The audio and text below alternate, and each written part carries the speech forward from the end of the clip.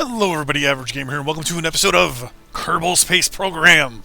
That's right. So it's been, jeez, I want to say over a year and a half plus maybe, since I played this game last.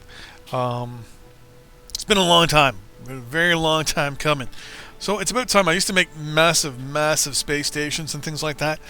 With the release of the 64-bit client for the game, or the 64-bit version of the game, I should say, I thought I would start playing again. We're going to be playing on the 1.1 beta.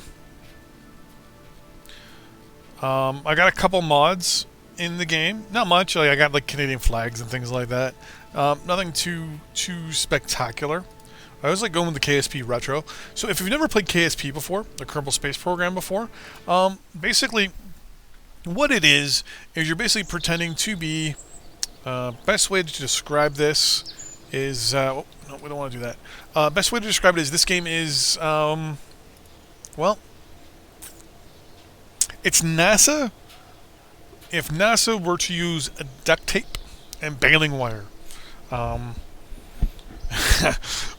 Basically, the whole point of this game, is to look through your solar system. We're going to click on here in the tracking station. Now we're doing the science mode, so pretty much everything, like buildings-wise, is unlocked. We don't have to worry about money and things like that. Later on, we'll do the career campaign. But here is our solar system. So we got tons of planets. As you rotate, you can see how the orbit gets a little darker. So it tells you what direction things are going in. I like that. That's new to 1.1, as well as the UI. Apparently, it's been modified and tweaked, which I like. A lot of things we're going to see, and do here. This really isn't much of a tutorial as much as it just is, a let's try at the moment.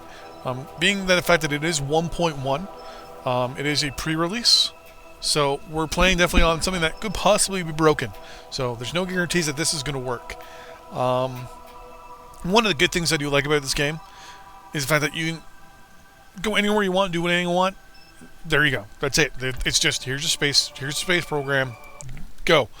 In the career mode, you make money and all that stuff to upgrade stuff. So it's a bit of a campaign or a career mode. Once you have unlocked everything though in the career mode, and you've done everything, you can actually run out of money.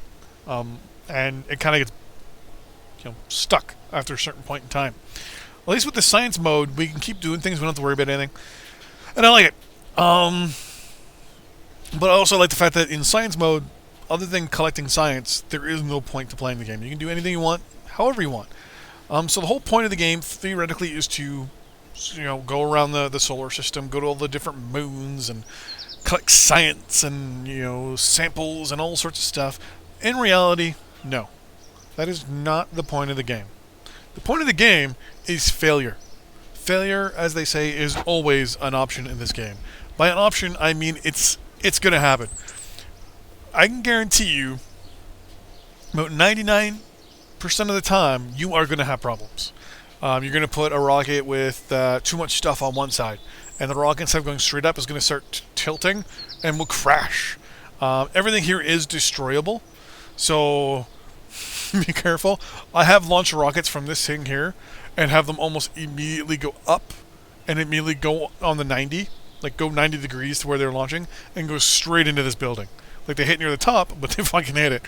I've launched launch rockets, and they've gone up, and obviously up over the space station. So they've gone up and have gone this way, and I've had a malfunction, and part of it has fallen and destroyed a building. So this game is all about failure, not so much about succeeding. So we're going to get into it. So one of the things you want to do is you need to collect science. The reason why you want to collect science is to utilize that science into research to unlocking parts. So I'm actually going to go back here real quick. What will happen is you collect science. With said science, as I said, you use it for research. So you click on the research building here, and you can actually unlock additional research stuff, which give us the ability to get more parts. So it's almost like realistic R&D almost. So you've got your astronaut complex. This is where you get your astronauts when you inevitably die. Here is the flagpole. This is where you can select your flag or change it. We have the launch pad. which actually you can do one of three things with. You can actually launch a prefabricated or pre-designed rocket. So, for example, if we want to, we could. Well, right now I'll show you with the green thing which one you have selected.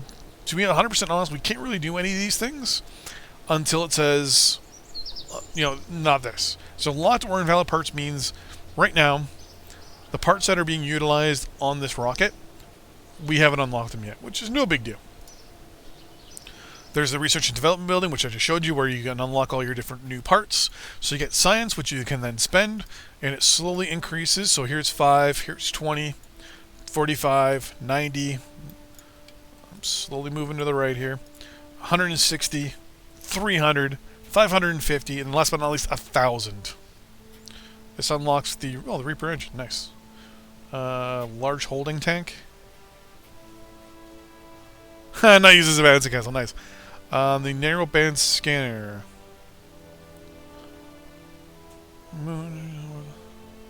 Well, that's right, yes. So one of the things you can do in the newer version of the game is scan planets to collect resources. Later on, we'll get mods and stuff like that in the game, where we can do things like, it's called ScanSat, where you scan a satellite, or you scan a planet, and then over time, you actually can see all the different biomes. You actually can know, okay, if I land in the following location, I can go to the following 3 or 4 areas, and we're good to go. Later on, I'll show a video. I'll show you a video on what exactly ScanSat is and all the different mods and how to add mods and the best way to get them and add them. We also have the runway here, which is the same thing as the launch pad, which is pre-designed, or anything you've saved. You can actually select different aircraft and things like. Oh, what's this? Can I? Oh, I can't look at that. Thunderbird. Oh, that looks like a F-105 Thunder Chief. Very nice. It looks like a mixture of a Thunder Chief and a Super Saber. And that looks like a... Oh, nice. Like a Canadair little Cessna. Then we have the space plane hangar, where we can design our space planes. A tracking station, which I showed. You can track your shuttles and things like that. And then, of course, the VAB, the Vehicle Assembly Building. This is the building, to be 100% honest with you, you will spend 99.99% of your time when deciding and building things. So, basically, to build stuff, you click on it in the left here, and it pops up on the right. Now, later on, additional parts will show up a little differently. So, for example,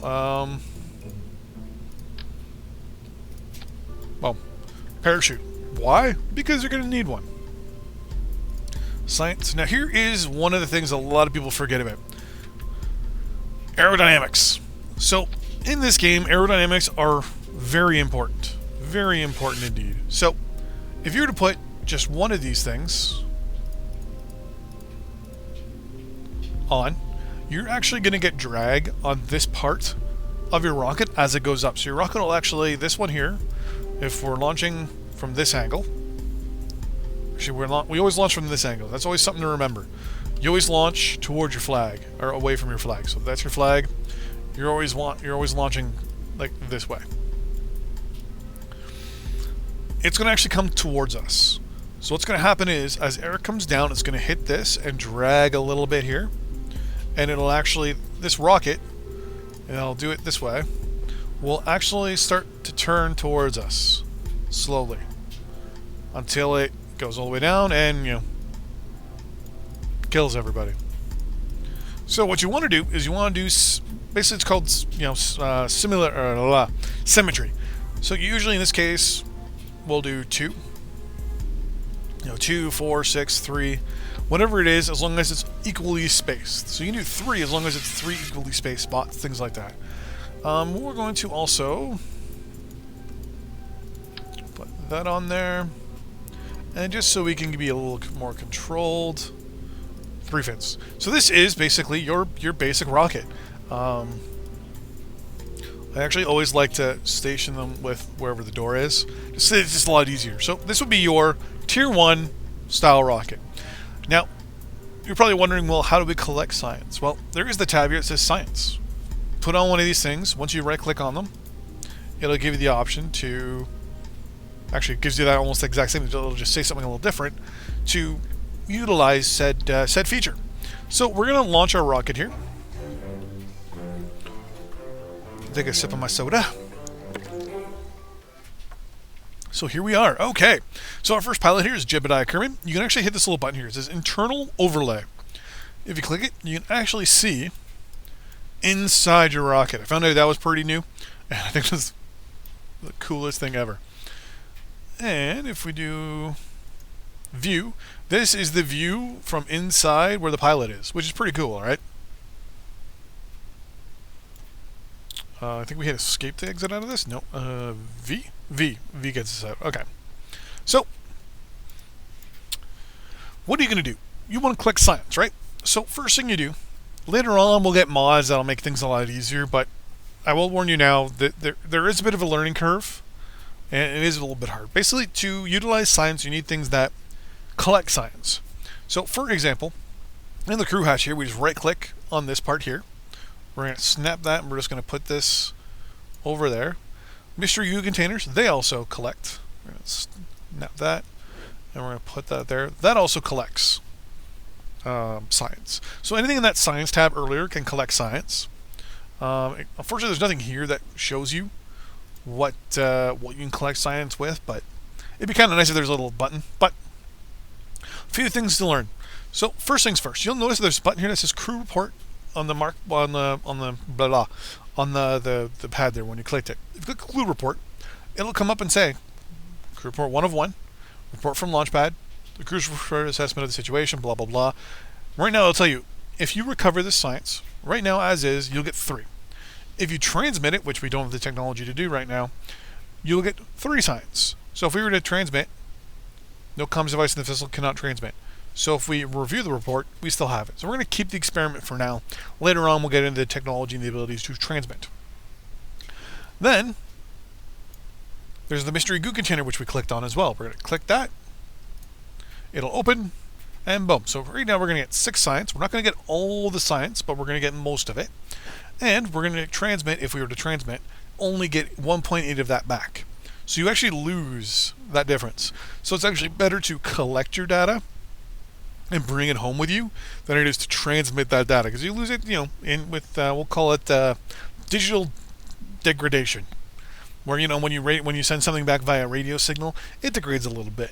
One of the best things I've learned about this game is later on you can get different types of research, different types of equipment that can increase that transmit percentage. You can get a researcher lab, which you can put in orbit on a planet. Go down and get all your data mining, get all your resources, all your research. Bring it back up to the space station. Then in that space station, put it all in the lab, refine it, and then transmit it. And you actually will get more. And it'll actually will be able to do it a lot better. It's very nice. You'll also be able to then clean your experiments and redo your experiments as well. So, nonetheless, we're just going to keep this for now. And for shits and giggles, we're going to launch our first rocket. So one of the first things you do when you go to launch a rocket is you turn on a thing called Stability Assist System. The Stability Assist System does just that. It stabilizes your rocket and makes it easier to control. Now, it does work in a couple ways. Usually it's via gyros. Control wheels in here, and they spin, kind of reaction wheels. Now, with those reaction wheels, it kind of helps. Basically, you become more stable. So you use that, you hit T. You'll see the blue little SAS logo pop up, and you'll see all these different icons pop up. So naturally, and by default, it goes into Stability Assist. Basically, it makes your rocket stable in flight. You point in a direction A, it goes in direction A. Now, there's other ones, such as, well, we're not going to light up right now because we don't have them lit up, but this one is to, I think it's control point. What happens is later on, when we start to do maneuvers in space, increase our altitude, decrease our altitude, even go to other planets and moons, we'll be setting up waypoints and things like that for us to burn a certain amount, doing extra burns and things like that. If you've seen Apollo 13 or any space movie, you'll understand. Basically, burning in space will increase your velocity to go into, if you burn forward, basically, we'll say, in the direction you're going, it increases your altitude or increases your height in your orbit, and can at certain points escape the velocity of, in this case, Kerbal, and go to the moon and things like that. And you have to do it at certain times and at certain speeds, just so you can get to the moon, so you don't burn up too much energy, so that by the time you get there, you can burn in the opposite direction you're going in. and then you can slow down basically. It's like putting on the brakes, but with rocket engines. Then there's things like normal, anti-normal, and all these things. Normal and anti-normal basically are your angles. So you notice that you're going completely on a 180 on a planet, but you actually kind of want to go north-south. You actually use normal and anti-normal to actually basically change your orbit. So instead of going along like the equator, you can slowly work your way around, so you're going 90 degrees, for example. Then there is radial out and radial in. Then there's apogee and perigee. So, for example, if you're going towards your apogee and you want to burn towards your apogee, you're increasing your altitude. If you burn towards your perigee, you bring things lower. You bring things closer to the celestial body. So, with that in mind, and that all that pain in the ass talking, we're now going to get into the fun stuff. So, basically, one of the things you want to do is you want to make sure your staging is right. We never talked about that while building. We just threw this thing together.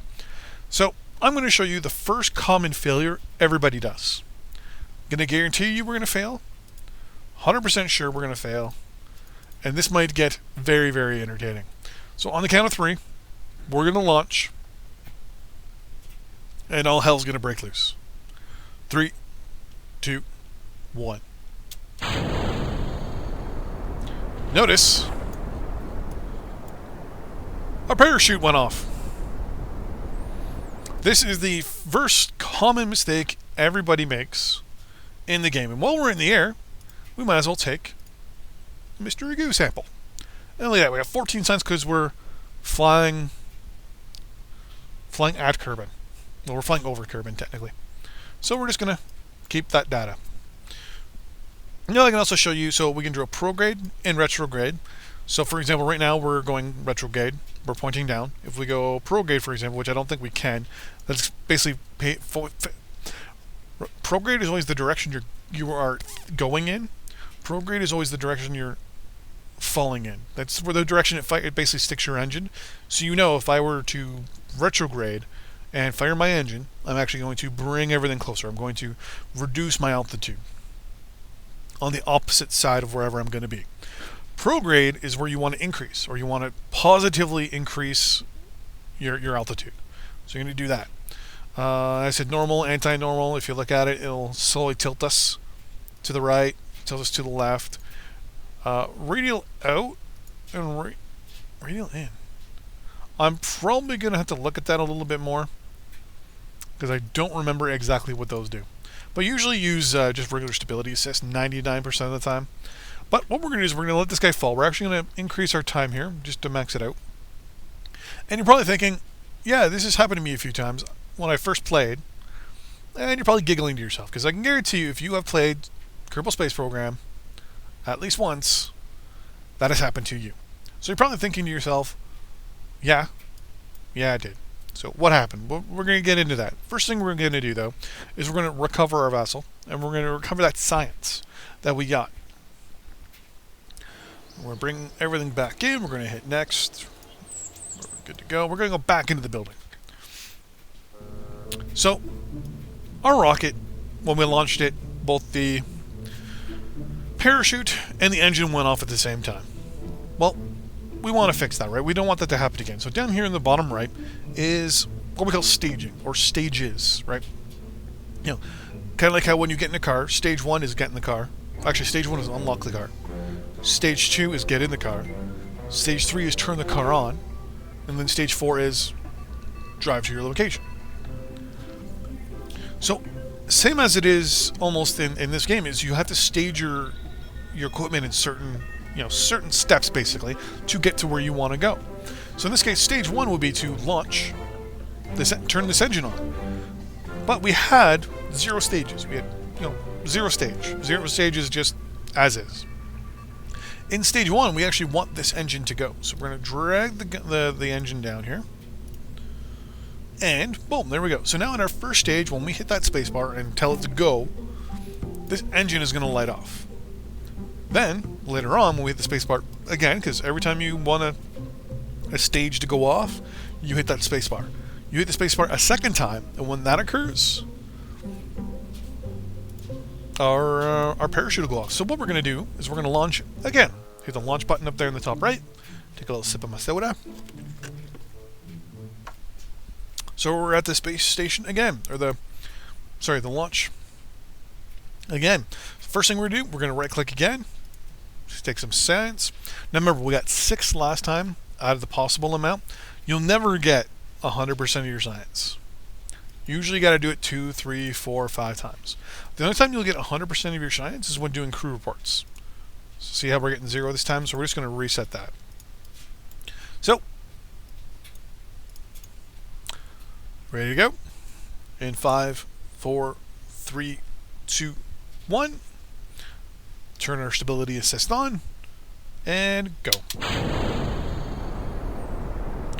So you already notice we're going way higher, we're going way faster, and we're doing way better.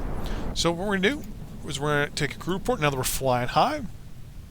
Hell yeah, we got 7 this time, which is pretty good. Our mystery goo, we're going to click one of these and see how we go. We're going to get 3.2 this time, which wasn't as much as the last time, but yet again, you can't get all of it all at the same shot, so you might as well, do what you can, right? So keep your experiment. What the bonus part about this is later on, you won't have to carry certain science experiments around anymore. So now what we're going to do is we're actually going to tell it, you know what, follow our prograde, please. I love that. Our shuttle is now facing in the direction we're going. So right now, if we were to turn the engines on, we would speed up, obviously, and get closer to the ground. If we burnt retrograde, which we can't right now because we really can't, it would burn the opposite direction. We'd slow down. So now what we're going to do, now that we're hurtling towards the ground at 180 plus meters a second, we're going to turn on our parachute. So to get to the next stage, you hit spacebar. And I'll zoom out a little bit. Spacebar. I'm also going to just turn off our stability assist system. And you'll notice that we're slowing down. We're at 196, 195, 191. Remember I told you failure is always an option in this game? Watch this. Oh! Sometimes what will happen is if you're going way too fast and your parachute comes on, it will actually tear off. So, certain things to remember in this game always is physics. Always remember physics. Opposite, equal reactions, things like that. So what we're going to do next is we're going to land, and there we go. And what we're actually going to do is we're going to do an EVA, or extravehicular activity, which means Jebediah here is going to hop out of our little shuttle, or our little capsule, and he's going to do a report saying, hey, this is where I am. He says, I'm in the most precarious situation. I'm floating in the most peculiar way. And he's going to get 11.2 science. So we're going to keep that. Now, a little tip. Right click on your hatch if you've already done a crew report, for example. Click take data. So right now he has the crew report for flying over Kerbal shores and his EVA. If we now store both experiments, okay, as we speak right now, we're just going to get him to hop back in. Right now, in a filing cabinet, he's printed out the report, and instead of giving it to someone, or even keeping it on a floppy disk, because I can't see them being that particular. He's probably just written it down on a pad and a piece of paper. What he's done is he's gotten that piece of paper, he's folded it up and ripped it off, and he put it on and he's filed it in a file folder somewhere. So now we can actually do another crew report. We're going to get 3 science because we're now on the KSC, the Kerbal Space Center. So if we zoom out, actually we'll keep that for the moment.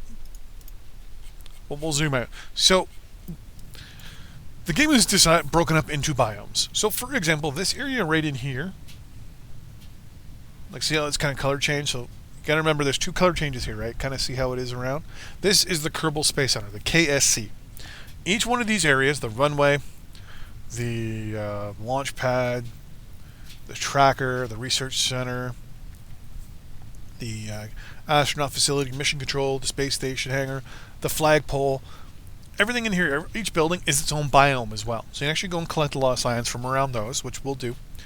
But also there's the shores. So around all the continents, you'll see that there is a bit of a shore. So you have to remember about that. So there's always shores and things like that. So there's tons of biomes. There's mountain biomes over here. If we zoom out a little bit, can't zoom out, but over here is that's new. I've never seen that before. That's pretty nice, actually. Over here is the Badlands. We have the ocean. There'll be grasslands and all that stuff. Later on, we'll get into all the different scanning systems to look at the different biomes. Now, sometimes I mean you do have to unlock these things as you go, so that's something you got to remember. But we're gonna zoom all the way back down. One of the good things about Kerbal Space Program sometimes is mods that make the game, where you can utilize the game a little bit better. Not so much do extra things, right? Because you can get mods that do so many things that are kind of useless. Like they make parts that are like just super gargantuan. But then you can get parts like universal storage, which makes things a little bit more compact and easier to use. You can also get things like like modules that help you build facilities on other planets. So you can actually build habitations in on another planet, like the moon or whatever. You can actually make a space base and have like solar arrays and solar panels and all these batteries and all that stuff, so that these guys can live on other worlds. It's actually very nice. I like it. It's very very very I want to say I don't even know the word I want to use, but tons of mods out there. Some that do simple things like they'll change a certain part of the UI, just a little thing here and there, or you can get big mods that change a huge amount of stuff. But we're just going to go with this for now, the vanilla. So right now, this is going to break down what we got here. So for our science, we got tons of science. In total, we earned 60 science in this just this one launch, where we launched from the launch pad, went straight up with our staging proper. We used our mystery goo. We got an EVA report, a crew report, another crew report. We have our other mystery goo, and of course we got 1.7 science because our vessel survived the flight, which is pretty good. You don't get that every time. You get it depending on what you do. And Jebediah Kerman obviously is good to go and ready for the next adventure. Now, if you're doing the career mode, what will then happen is in that screen there will be an additional page that will show you how much money you made and how much money you're going to get back from your equipment, things like that. So, with that in mind, we now have, if you look up here, 60.5 science to use, to spend. So we're going to go to the research and development building down there. And we're going to zoom out and look. You can only go, right, because it's a tree, from left to right. So what we're going to do is we're going to look first at basic rocketry. It's going to cost us 5 science, and we unlock the swivel liquid fuel engine, the hammer solid fuel booster, and a FLT100 fuel tank. For Engineering 101, we unlock the Science Junior, which gives us the ability to get more science. Commutatron, so we can actually transmit said science. And a stack decoupler. Since we have 60 science, we're actually going to get both, and we're going to unlock the parts. You'll also notice a little number here. That tells you how many parts you're going to unlock. So we still have 50. So this one's 20, this one's 18, and this one's 15. So we have enough to unlock. Yeah, we'll have enough to unlock these ones as well. So we're just going to go over these as well. So the next one's survivability. We're going to get 6 parts. We're going to get the heat shield, a radiator panel because you do build up heat when in orbit, landing struts, or micro landing struts to be specific, a drogue chute. So basically a drogue chute, it's small, it deploys when you're high up in the atmosphere, and it's used mainly just to slow you down. That's the whole point, right? It's to slow you down massive amounts. So if we go up to the moon and come all the way back, we're going to be entering the atmosphere crazy fast.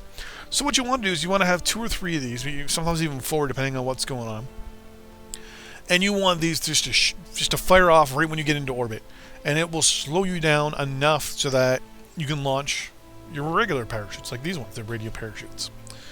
And then last but not least, we have the service bay. Now, later on, you can actually get a service bay big enough to put a rover in, which we will do in the future to be on the safe side. It's actually very entertaining when you can get a large service bay, put a little rover in it, put a heat shield on the bottom of it, fire it off into orbit around, say, the moon, and then using everything, land it still in the service bay on the moon, have the doors open, you detach your little rover, and the rover comes driving out. It's really, you feel really accomplished when you do things like that. Then we have stability. So it comes with a nose cone, a winglet, and a radial decoupler. So a winglet, in this case, it's basically it's like the canards on the Eurofighter Typhoon, for example, on the nose, where they can move a lot. It's very nice. It's basically a small wing, but it's steerable. It can tilt. A radial decoupler is a decoupler that sticks on the side of things, which we'll get into and we'll show and all that stuff. Basically, you see the little 3 dots, and I'm pointing at it because I can't hover over it, but there's 3 little dots on it. Those connect to a part, and then you can actually position and add other parts onto it, so you actually clips into it. Then what will happen is when you're in flight, you hit that space bar, and instead of the next stage going off, instead what it'll do is it'll blow that part off.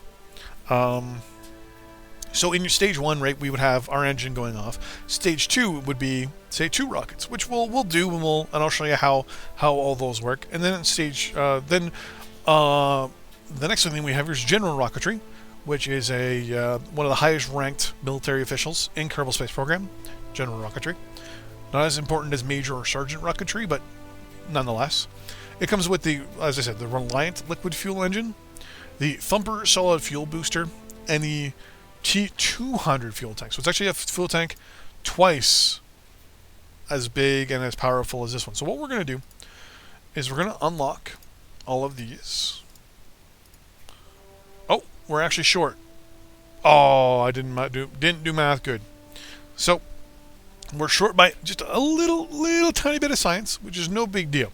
Now, this is also where you can actually go into your science archives and look to see what science you've collected and where. So right now, if we got Kerbin, you can go to the Minmus and the Moon, which are the 2 moons of Kerbin. Right now, we haven't been to anything, so they're all going to be blank. So are all the other planets and all the different moons and all that stuff. So we're just going to stay on Kerbin, and it'll show you right here.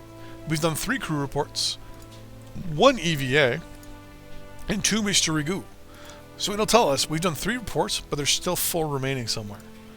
We've done 1 EVA, but there's still 6 more EVAs to do for Kerbin. We've done 2 mystery goo experiments. There's still 5 more to do. And then you can see where you've done them. So here it says we've done 1 surface landed. It's telling us there's still 1 more to do. We've done 1 flying low. There's still 1 more flying low to go. And notice biomes is blank. So there you go. You can also just click the planet itself in general. There we go. So we've done 2 from the shores. There's still 5 more to do from the shores. We've done the launch pad, but there's still 5 more to do from the launch pad. And then the Kerbal Space Center, there's still 1, but there's still 6 more to do. So we did a crew report, so there's still 5 more things that we can do. From the launch pad, we've done 2, which is a crew report and a mystery goo, but there's still 5 more to do. We still haven't collected all the signs, you'll notice too. You can click it and actually review the report as well. And here, once again, the shores, we've done 2, but it's saying there's still 5 more to do from the shores.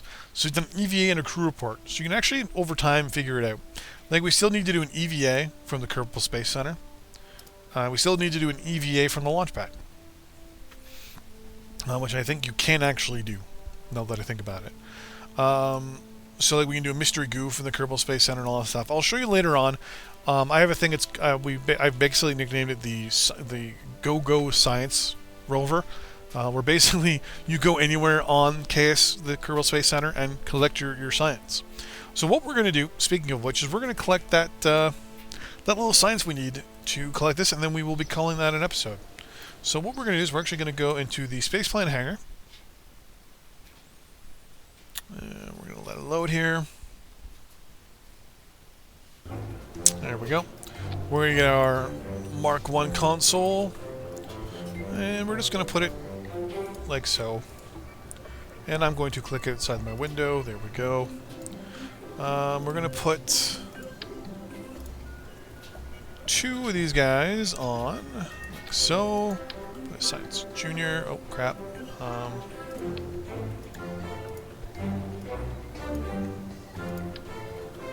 There we go. I'm not going to worry too much about a parachute because we're not going anywhere. And that's it. So we're going to launch. So we're not going to go anywhere, no engine, no nothing. We're just going to collect some science so we can unlock that last part. So we can end the episode. So first things first, we're going to take a crew report. We're going to get 3 science. We're going to take a mystery goo. So that gives us 6. We're going to do another one. That theoretically gives you 6, but it's actually incorrect. It will give you whatever the difference is. So we're going to keep that. Last but not least, we're going to observe the mystery goo, or the whatever bay. That's going to get us 15, so we're going to keep that. And there used to be a closed door option, but it doesn't look like it's going to give you one. Okay, so we're going to recover the vessel. Or as Chekhov says, recover the vessel. The vessel.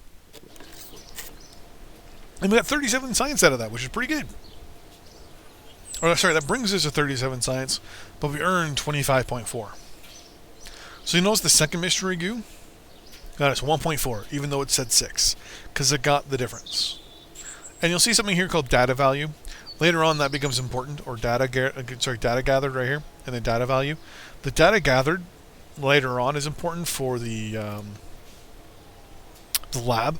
You use the lab to refine that data later on, and then you can actually get more science, which is pretty good, because later on, you'll have stuff where it's like, well, I can't generate data, or I can't generate any more science, but I still have stuff that I need to unlock. Later on, you can redo experiments and not get any science out of it, but you get data out of it. That data you can then refine for science. So every 100 data, you get 1 science out of it, which is pretty good. So we're going to go back into our research and development building and unlock this last part, our survivability. Get those parts. There we go. So we still have 22 science, but that's way not even close. We got a couple more things here to unlock: flight control, aviation, general construction. Same rank as general rocketry. We have advanced rocketry, and we have basic science. So with that in mind, that's going to be the end of this episode today. In the next episode, we will build our next rocket and try for low orbit, or you just high altitude. See what we can do. Anyways, thanks for watching. See you guys next time.